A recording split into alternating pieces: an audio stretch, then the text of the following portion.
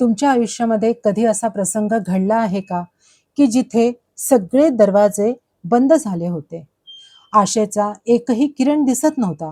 पण तरीही कसं कोण जाणे, एक अशी गोष्ट घडली ज्यामुळे सगळं काही बदलून गेलं. आणि नंतर मनात एकच विचार आला, हा फक्त योगायोग नव्हता. कुणीतरी माझी साथ करत होतं. आपण बरेच वेळा देवाला, ईश्वराला मोठ्या मोठ्या चमत्कारामध्ये शोधत असतो. आपल्याला वाटतं सगळ्या समस्या, सगळे प्रॉब्लेम आपण जे काही फेस करतो ते एका दिवसातच संपले पाहिजे. पण जर ईश्वर प्रत्येक संकट दूरच करणार असता, तर संघर्षाला अर्थच उरला नव्हता. कदाचित ईश्वर संकट दूर करत नाही, तो आपल्याला ते पार करण्याची शक्ती देतो. मनात अचानक धीर निर्माण होतो.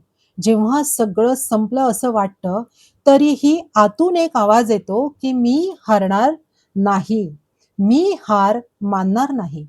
योग्य वेळी योग्य व्यक्ती भेटते. एखादा फोन येतो. एखादा मित्र किंवा मैत्रीण आपल्याला योग्य मार्ग दाखवते. एखादा शिक्षक आणि एखाद्याचं ते वाक्य ज्यामुळे आपलं आयुष्य बदलून जातं. आयुष्य बदलायला आपलं सुरुवात होते. जे हरवलं त्यापेक्षा चांगलं काहीतरी मिळतं. त्यावेळी दुःख होतं, पण नंतर समजतं जे घडलं तेच योग्य होतं. उत्तर अचानक मिळतं, कधी एखाद्या पुस्तकातून मिळतं, कधी एखाद्या व्हिडिओतून मिळतं, कधी एखाद्या व्यक्तीच्या एखाद्या वाक्यातून मिळतं. ईश्वर मोठ्या आवाजात बोलत नाही, तो शांततेत जाणवतो. तुम्ही सुद्धा करून बघा. 2 मिनिटं डोळे फक्त बंद करा आणि मनापासून प्रार्थना करा. आतून तुम्हाला एक आवाज येईल, जाणवेल तुम्हाला आणि तो आवाज त्या आवाजात तुम्हाला ऐकायला येईल, की काळजी करू नको, मी आहे. आता तुमच्या आयुष्यातला सगळ्यात कठीण काळ तुम्ही आठवा. ज्या क्षणी असं वाटलं होतं, की आता काहीच होऊ शकत नाही. पण आज तुम्ही इथे आहात.